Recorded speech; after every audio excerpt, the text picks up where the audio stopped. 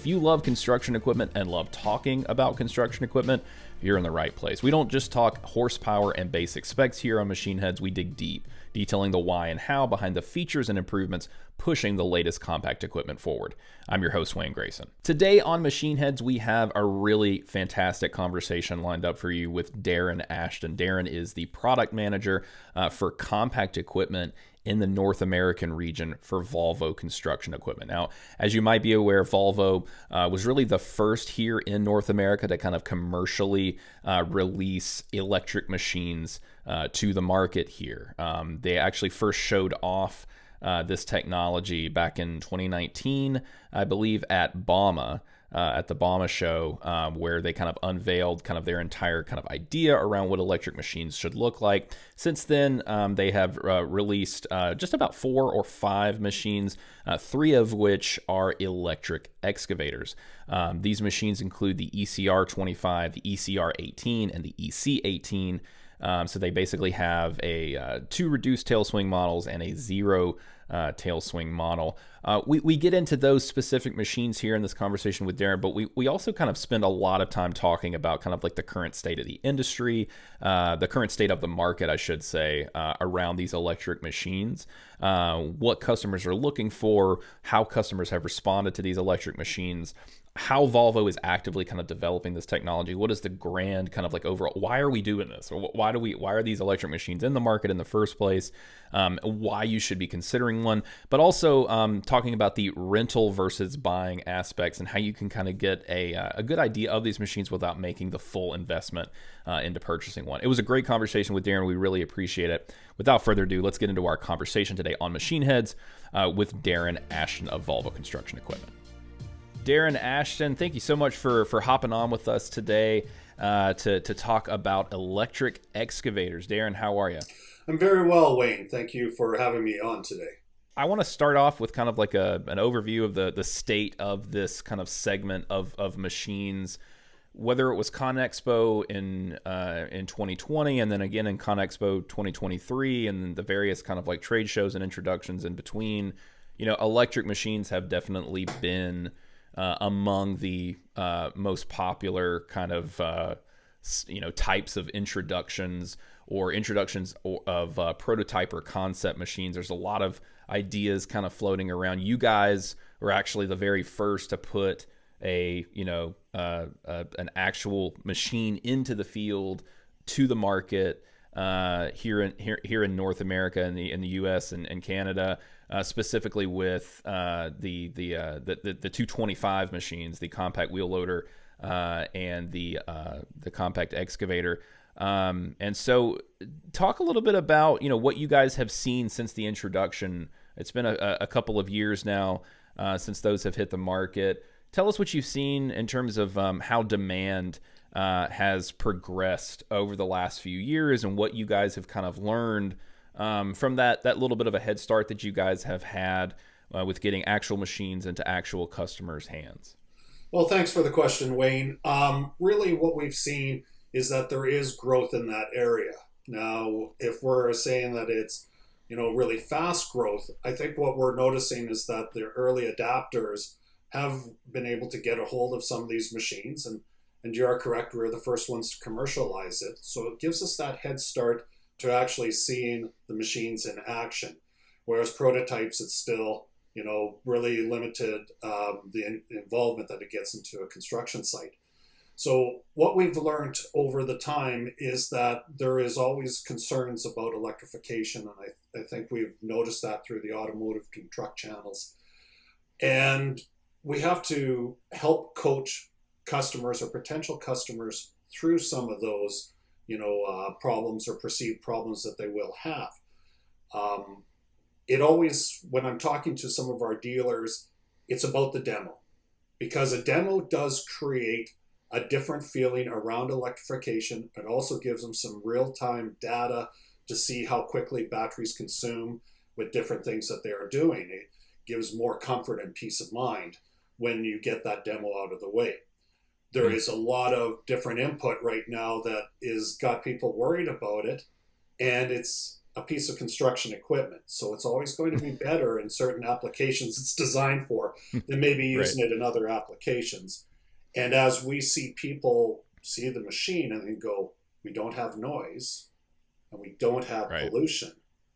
Boy, we could do some of these other jobs a lot easier where we would have hand tools or more manual labor involved.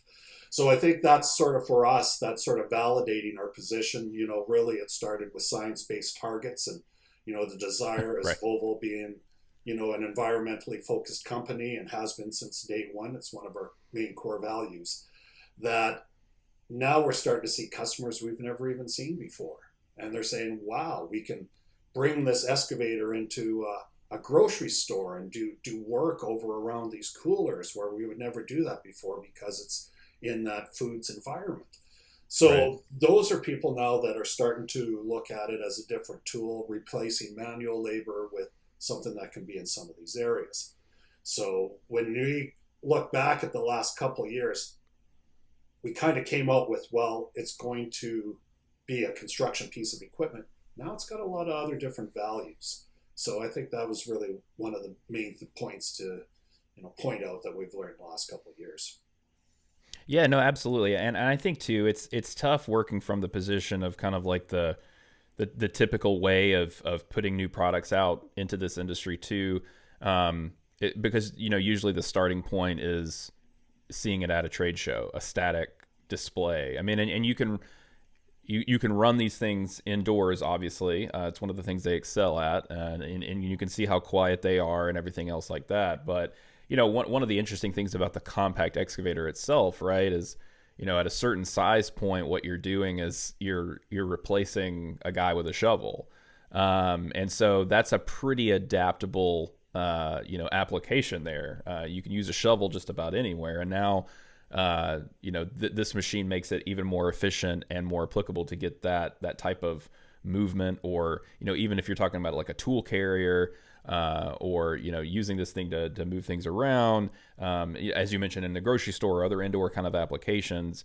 I imagine the demo is very important, and you know that's where a lot of minds are changed. Can you kind of give us an idea of what that's like, the type of reactions that you've kind of seen, or maybe the type of kind of like mindset shifts that typically occur whenever you guys are able to actually get them behind the controls of one of these things? Well, mind shift is, I think, really key, Wayne, when I look at the demos that I've been involved in. Because usually you get an operator that has operated, you know, internal combustion machines forever, or maybe not even that much experience, but he knows what it's like to sit in an ICE machine. So the first thing is on a demo is like, well, how does it perform? What is the balance like? What is the tear out force? What does this stuff do? And to their surprise, that these machines have the exact same specifications as our diesel alternatives. Hmm. So when you look at those type of specific specifications, there's really no difference. What comes back right away is it seems like it has more power, but that's getting confused with responsiveness, because Right. the responsiveness of an electric motor having ultimate torque at even the low spots, you seem to get the machine to be more productive because you don't have to wait for a diesel engine to ramp up. So that's kind of Okay. number one, that they can't climb out of the cab. And then if they run it for a little while, they come back and they say, you know, I don't feel as fatigued. Hmm. And part of that is constant vibration and noise does wear a person down. You know, I sometimes mention it about my neighbor's little dog, and that thing can wear me down when it's out there at 8 o'clock in the morning barking like there is a wolf in the backyard. Imagine how he feels. Imagine how he feels. But, you know, it's a valid point to what vibration and noise can do. And when Right. you start wiping out that, you start getting more acceptance from the operator. Very few occasions that I've had a person go up and say, you know, I kind of miss the diesel smoke. Right. Yeah. I bet. Or all the noise, right? So Right. there's Yeah. those things that you sort of notice post demo. And that is giving, like you were mentioning, mindset change. So now the mindset starts to change, and it's like, you know, maybe I can spend 20 minutes giving it a little bit of charge at lunch hour to get through my day. Maybe I Hmm. will look at the way my workflow happens to integrate something like this. I can start at 7 in the morning now, where I used to have a noise restriction at 8. So, Right. you're looking at those type of things, but that doesn't really happen until you sort of get that first taste. And Yeah.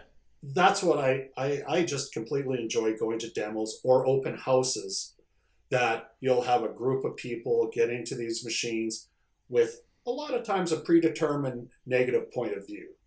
Sure. And then they leave going, you know what? That's not a bad idea. Maybe we can consider it for some of the jobs we have. No, it's not perfect for all the work we do, but it's good to have one around. So those Yeah. are No. things that you notice through the demo. And and you mentioned this here, but and we were talking about kind of like the mindset shift, and maybe certain people kind of overcoming some of the initial kind of biases as they kind of initially come into the conversation around these machines. But for the ones that I guess this really applies to both parties. It would just be slightly different from their perspective. But what are most of the customers that inquire about these machines? Um, Even from the standpoint they don't know much about them, but even the customers that are coming in and they're excited about the machine, and they're kind of coming at it from the opposite perspective. They're very excited to hear what these kind of machines can kind of add to their operation. What are these customers kind of looking for in an electric excavator specifically? And why are they typically most interested in these machines to begin with? Well, you have your different groups of people, that some are, it's all about sustainability, care for the environment. Those things are sort of at top of mind. So they never really had an alternative before to work in some of the areas as they're trying to create a sustainability business. So you have that group of people.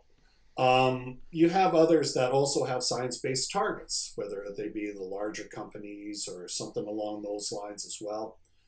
And then also people that are trying to look at how do they complement their business to do more work or different specialized areas as well. Inside demolition is a lot easier with an electric machine than it is with scrubbers on a diesel or something like that. So we're still fairly new into those areas. A lot of our customers, it's been the way it's been done for many years, decades.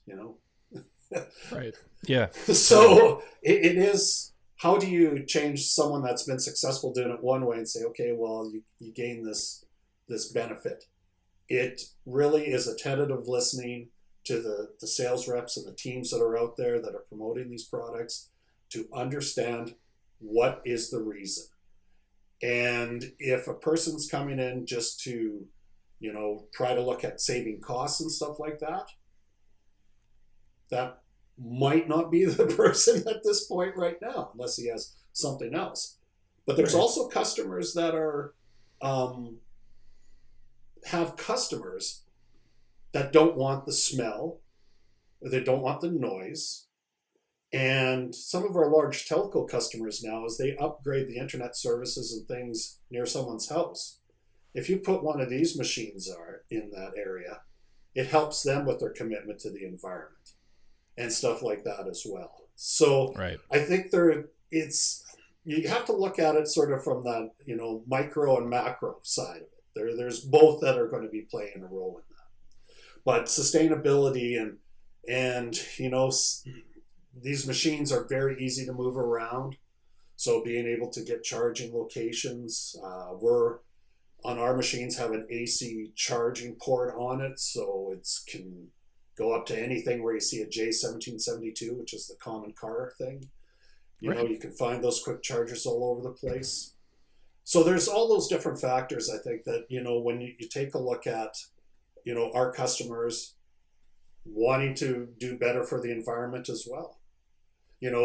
Construction is one of those for younger folks. It's not an easy business. Right. So they're Right. going to have children and stuff like that too. And I think in general, people want to do good. The problem is you need to also have money to live. So you kind of balance out both of those at the same time. Yeah, totally. Absolutely. So, we've talked a little bit about kind of the customer perspective on these machines. Now you guys have currently 3 different compact electric excavators in the offering.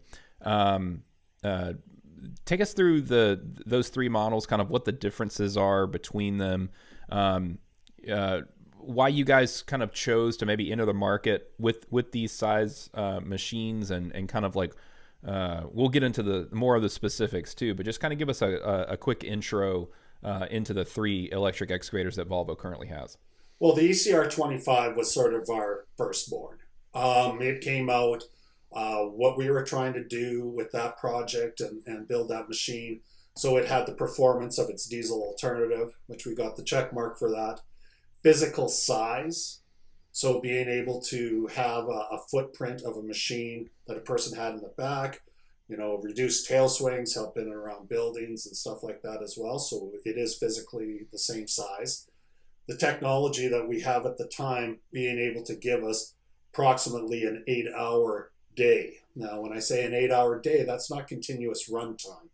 But if you look at a compact excavator, and this goes for any of them that are out there, they are not utilized like a GPE piece of equipment or bigger stuff where it's got production targets and stuff like that. We already mentioned a little earlier about replacing a shovel. Well, a shovel every once in a while takes a coffee break, and these things can be pretty fast. So that sort of gives us that first one in there, and we've learned a lot, and we've done some improving since then. Changing to an electric machine isn't just pulling out an engine and putting a battery in the back. If you want lithium-ion batteries, you got to have an energy management system and distribution system. That takes a lot of software and being able to procure your parts through your vendor supply chain. All those things have to get into place before you can commercialize it. Right. And that's where I think a lot of our competitors are still trying to establish that stuff, where we've been doing it for a while, and that's what gets us there. So there's our 25. Sorry to ramble on a little bit longer. Oh, no problem. Yeah, but no, like to your point, like the package, right? The battery package, that is such a huge, I think, impediment to a lot of folks kind of getting going. In fact, a lot of the concepts that you saw kind of early on were really what you've described, where they had pulled the battery out or the engine out and put a battery in there, but it was more of a retrofitted kind of deal that obviously would not scale without a lot of help. So, I mean, like, yeah, that battery package and figuring out kind of the interplay between, and a lot of these machines are still hydraulics. You mentioned earlier kind of like as the quicker response and everything like that. At the end of the day, they're still, these are still hydraulic excavators, at least some of them, and we can get into that distinction a little bit later. But yeah, I mean, I think that that's a really good point there about the difficulty around the package and the software and all of that. If you want something that's going to be reliable and a customer is going to have a good experience, you have to go through those gates to be able to get to where I believe we are at today. We also have our science-based targets, which puts us in a situation where we have to get these things electrified. So a lot of research and development's going into it, and then along comes our 18 size machines. Mm-hmm. So it's easy to notice they both have the same 18 in it, and really the main purpose for that is our nomenclature sort of bases on the metric tonnage of a machine. So you got a machine that's relatively the same size. So with the 18s, we decided to go with a couple models, the reduced tail swing and also the conventional. Because with any excavator, a conventional machine will tend to be a little bit balanced different to give you better performance at the front. When you get into zero tail swing, you have to weight the machines up to get that same type of performance, because an excavator is like a teeter-totter. If you don't have it off the back, you got to figure out how to ballast weight that to get it to work a little better. So we have the 218. They have adjustable undercarriage to be able to get in through a 42-inch gate, and then it expands to give you the stability that is needed on it. The difference between the ECR and the EC is that with the EC, you have a little bit more real estate to put a battery in, and thus being able to put an extra battery in to get longer runtime out of it than you would with the ECR 18. Okay. So do you need to necessarily have a zero tail swing? Well, there will be some cases that you do, and some cases it's going to be more preferable to have that performance. And that's why we brought those two models out at the same time. Gotcha. Okay. Yeah. No. Thank you for the primer there. And in terms of the strengths and kind of I guess the applications that you guys are seeing, the 25 and the 18 kind of and even the reduced 18 versus the 0, what's been that kind of initial customer reaction to those three excavators, and what are some of the ways you guys are seeing those be implemented in the market? It's still a little early yet to get, really solid data back on the 18. We just introduced it last year, but we have a lot of interest in it, especially in that demolition sector where they want to put these inside of buildings and stuff like that. But for anyone who is in the agri-food side of it as well, that, wants to maintain sort of that sustainability, good for the environment, that whole way that they want to be perceived, we can see them in those areas. Municipalities are the next one to sort of fall in line as well. They tend to get subsidies and stuff like that as well. They may have a city council that has, sustainability plans as well as part of what they do. And they're a little bit more open-minded to the additional cost up front to be able to have these things, work in an area, especially if you're working around people.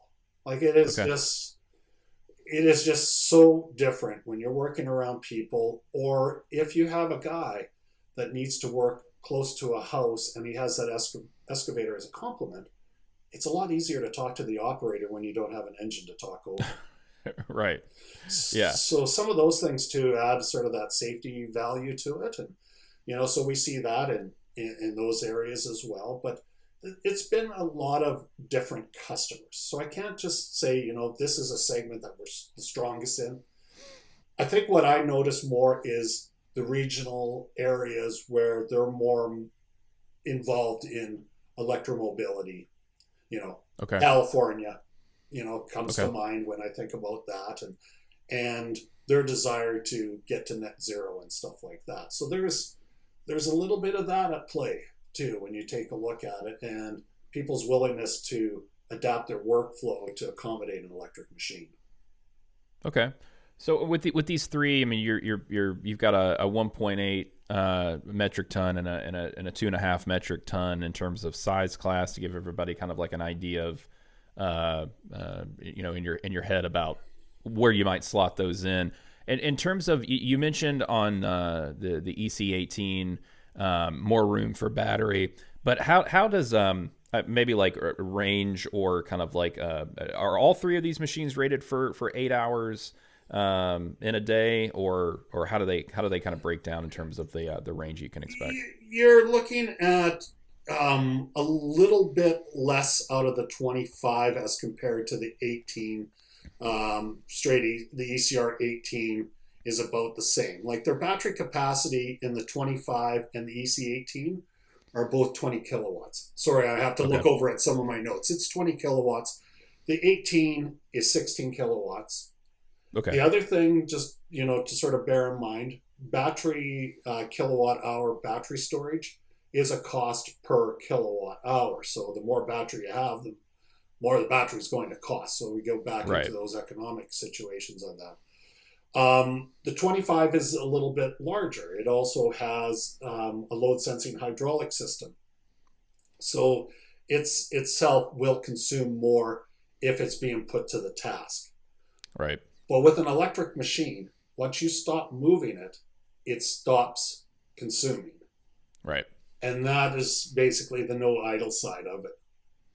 And yeah, I mean, and that's such a huge aspect in terms of like, how are you guys kind of communicating that? Because it is kind of hard to quantify, right, without thousands upon thousands of hours of kind of like, okay, well, when it stops, and even then the concept is kind of nebulous in the sense that, like how much are you really, but when you say 8 hours, right, I think a lot of people think, oh, well, I work longer than 8 hour days all the time, but it's not 8 continuous hours of working.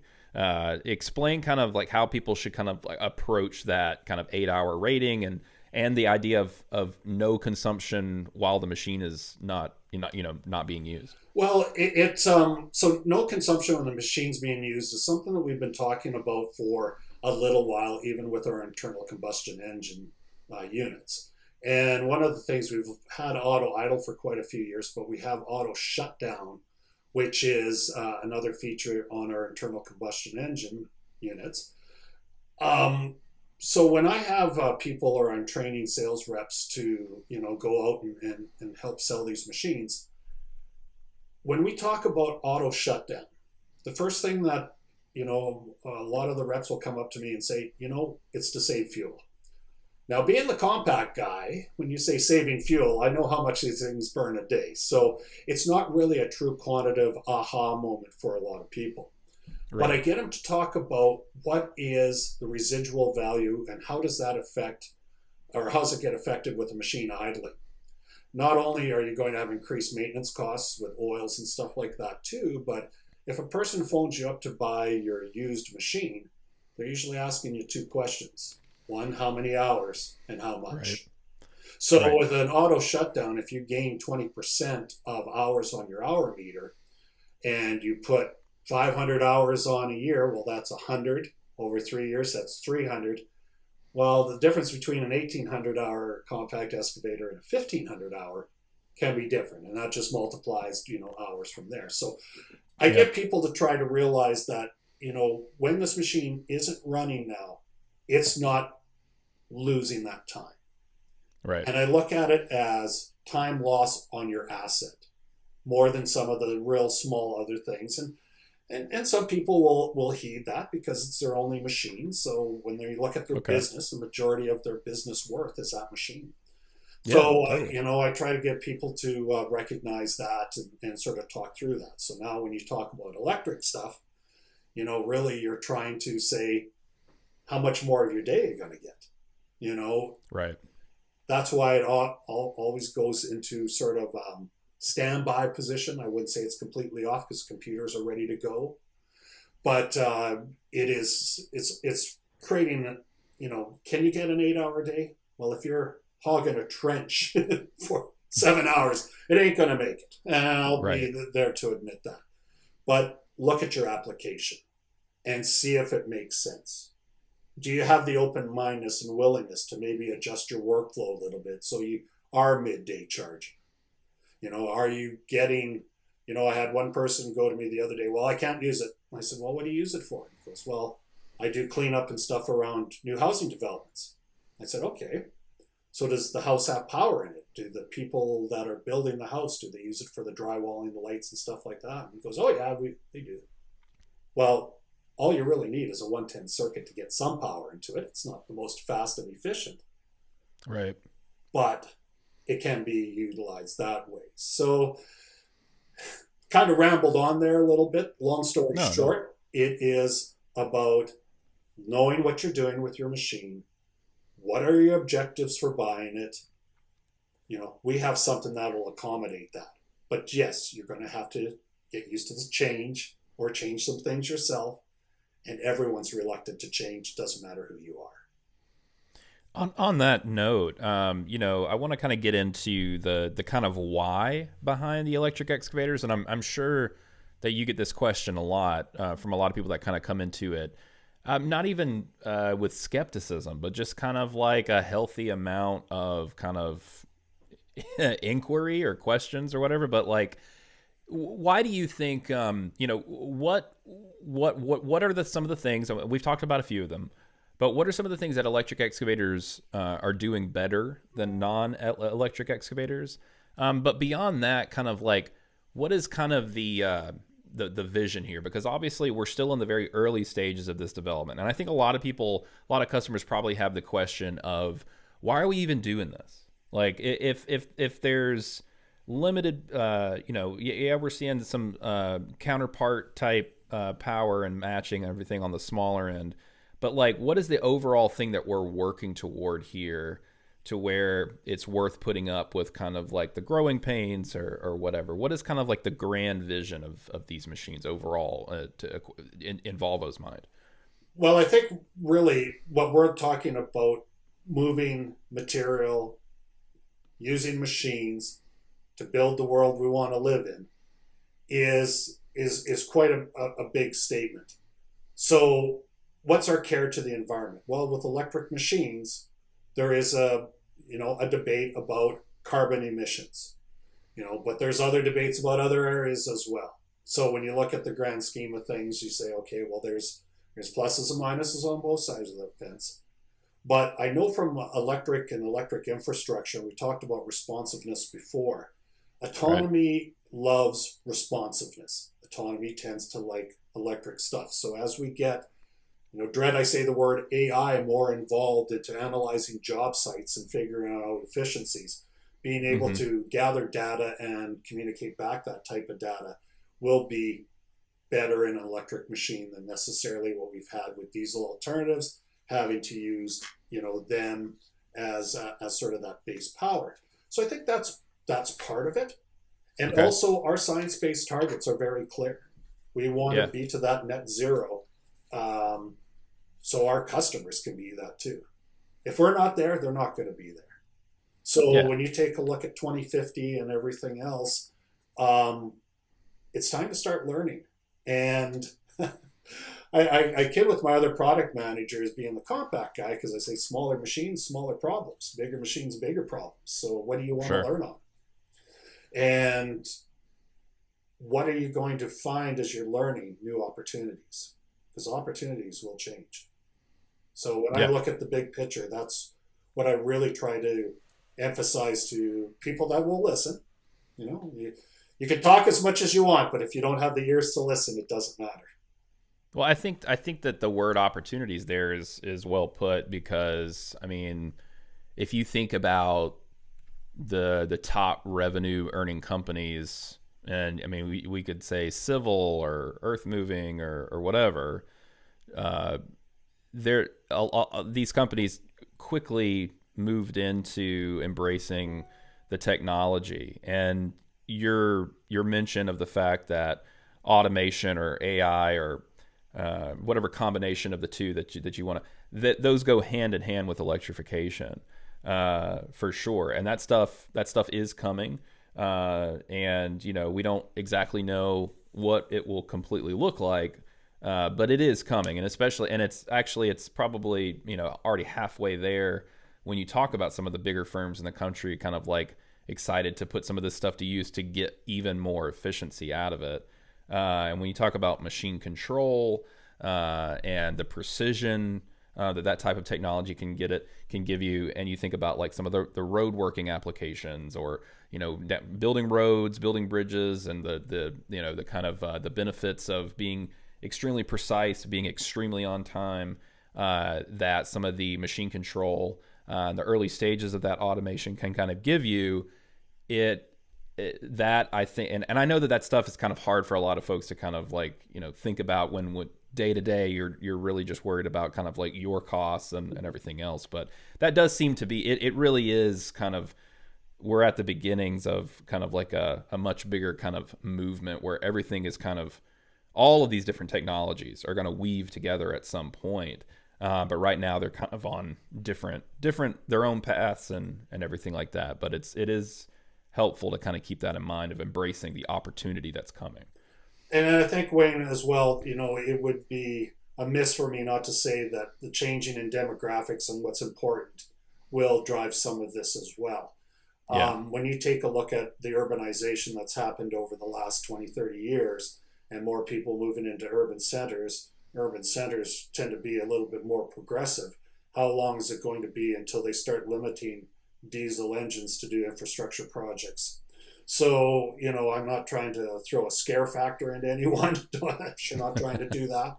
But I Right. think we have to not just look at what's in front of us in the next 3 years. We should be looking at what's in front of us in the next 15 years, or ultimately, the 26 years when we look at that 2050.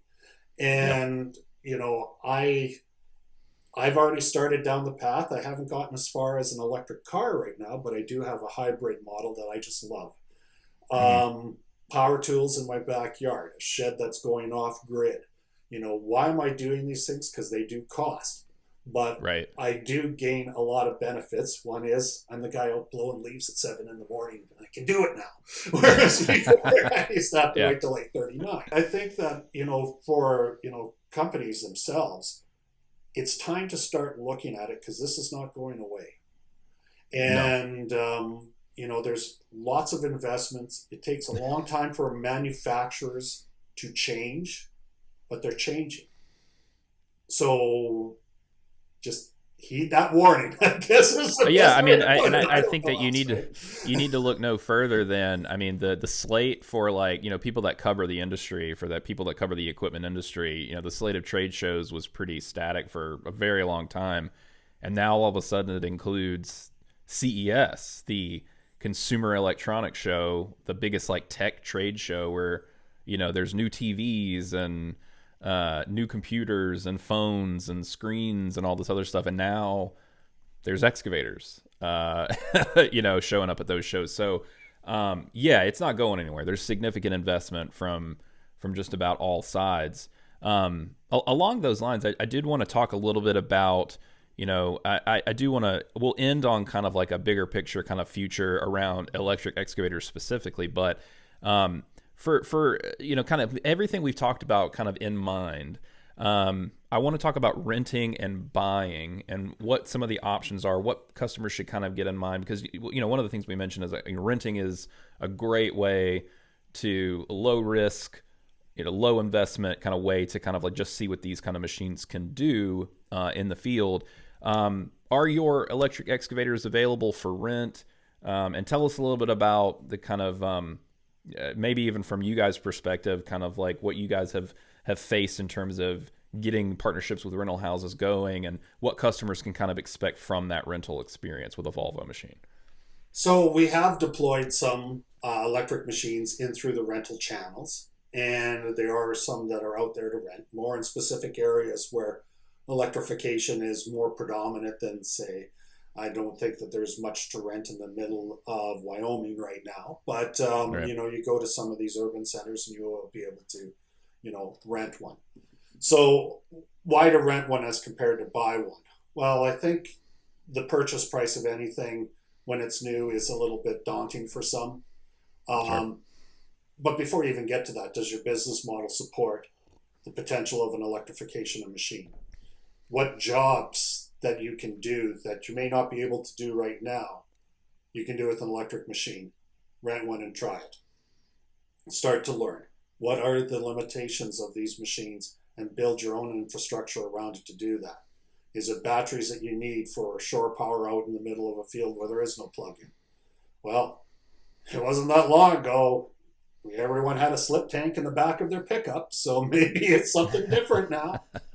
Right. Yeah. And those type of things do change, so you have to take a look at that. When you We're look probably at not too far away from your pickup being able to charge your excavator.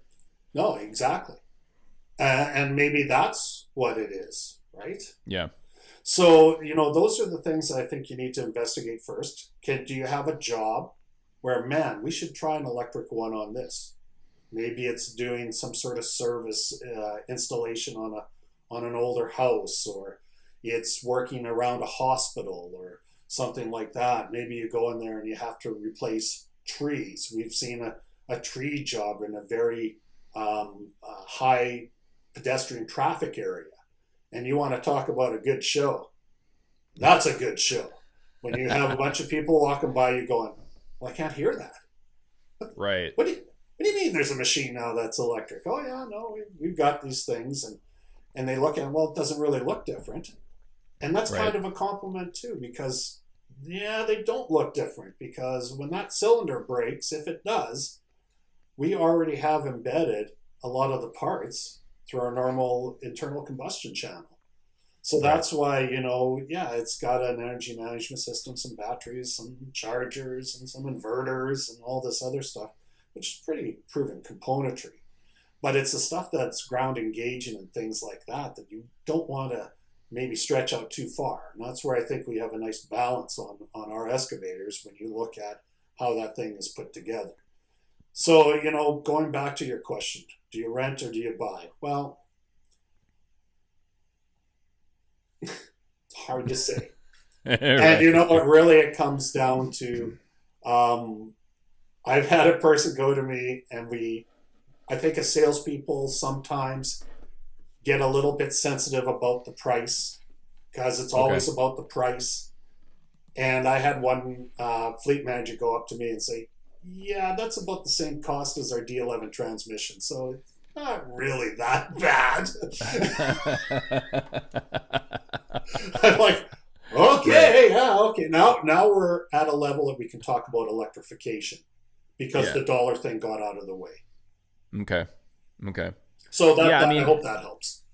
Yeah, no, totally. I mean, and how would you kind of characterize, all three of these are going to be different, but like, how does it compare to the pricing for the electric models? How do they compare to their non-electric kind of counterparts? Well, I'm glad to say we're starting to see some price relaxation happen in that area, but it's generally twice as much.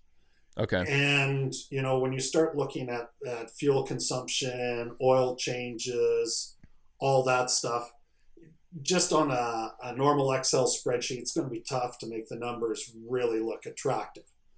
Right. But I have talked to a couple of guys that have a few compact excavators. Okay. And I asked them, what do you usually work on? What creates your downtime? Well, fuel systems. They vibrate, they rattle loose. Oh, okay. Or maybe a guy putting in regular fuel, grabbed the wrong jerry can. Now he's got normal bronze fuel in a diesel engine, So he's told me a few times, and you look at the big decals on a diesel only, a lot of the people that are going to be using these don't have tons of experience. This is where you tend to learn and start out on, is on compact stuff. Right. So, removing all that issues that you have with an engine isn't a bad thing either. No. So, you look at downtime, and what does downtime cost you? It costs you a heck of a lot more than necessarily a few gallons of fuel here and there. Yeah, no, absolutely. I mean, I think it's, a lot of folks will kind of zero in on, okay, well, if it's more expensive, like, what's the ROI on it? Or like, where's the break even? When do I get my money back? How long does it take? And I think that the big answer to that question, the main concept is like, yeah, well, it'll be a lot faster if you're scaling it. If you've got multiple of these machines out in the field, you're going to recoup that a lot more favorably than you would if it was just like the one machine. Well, and I really encourage contractors to talk to their customers. And you start with a question, would you pay a premium if I did this with an electric machine instead of a diesel one that makes noise and produces smell? Okay. Ask your customer, because you'll be surprised what the answer is. There's going to be a few H no's, but there's going to be a few, well, how much more? And that's the word you want to hear. How much more? And then you start looking at it, and then you're starting to get yourself, you're in playing the game now. Yeah, and I think it was a similar thing with machine control, right? I mean, there were all these incentives that started kind of getting built in, and then the expectation became, well, if you don't have it, then you're not really competitive for the bid. So yeah, there's tons to explore there. Yeah, exactly. So that's we're at the to me a very exciting stage, because we're starting to bring on some of our bigger GPE stuff as well. It won't fall underneath my umbrella, but it is nice starting to see that stuff and how some businesses are looking at this as solutions going forward. And yeah, everything takes time. New technology tends to be expensive at the beginning. And right. I think back to my dad's first microwave. It was a month worth of wages when he bought it back in 1980. And now, you can pick one up for $100 pretty much anywhere. So these things, and we talked a little bit earlier on in the interview about battery technology. Well, battery technology is going to change too, now that there's emphasis in it. When we had internal combustion engines, just think of all the money that was invested to get from a carbureted engine to an electronic fuel injected engine, and how Right. much better that changed the world. Oh, and think about even with like the tier 4 and all of the kind of like the angst around that switch of those regulations. But look how quickly the industry invested, adapted, and then ultimately the engines became smarter, they became more efficient, et cetera, et cetera. So, I mean, who knows what the turnaround is going to be on these, but the batteries are gradually getting cheaper. And so the hope would be that, and there's tons of investment in that as well. The timeline is a lot less obvious, Well, but it's yeah, it's it will it's happen. well, and I think it does come down to focus as well. When Yeah, when you start focusing on this type of technology, improvements come faster. There is totally. still Yep. physics that can't be changed, but Right. there is adaptation that tends to happen when you have investment. Absolutely. And really, I look at the last 5 years since Bama and we introduced this machine, and man, we learned a lot. So imagine that at the grand scale of things, and Yeah. automotive has learned a lot. The battery manufacturers have learned a lot. So it's going to be interesting to see over the next few years where we're going to all end up being at. But Yeah. start learning now. Because there is opportunities that are going to go by, and people that are ready to adapt will take advantage of that. Awesome. Well, Darren, man, I think that's a perfect place for us to round things out. Thank you so much for joining us to talk about the current state of things with electric excavators and the Volvo offering, and kind of some of the things that you guys are dealing with as a company, kind of navigating this new technology. Definitely exciting times for sure. But again, thank you so much for joining us today and hopping on. It was my pleasure, Wayne. You have yourself a good rest of your day and week. Thank you. You as well. Thanks, man. All right, guys, that's going to round out today's conversation with Darren Ashton of Volvo Construction Equipment. Thank you so much again to Darren for joining us for this conversation. Could have gone on a lot longer. Really love picking his brain about a lot of these things that we're seeing right now in the industry. Thank you guys so much for watching. If you have any questions or comments, be sure to leave those below. If you liked the video, if it helped you out in any way, do us a favor and hit that like button and subscribe to Compact Equipment. That helps us bring you more content and videos and interviews just like this one. Thank you guys so much for watching. We'll see you in the next one.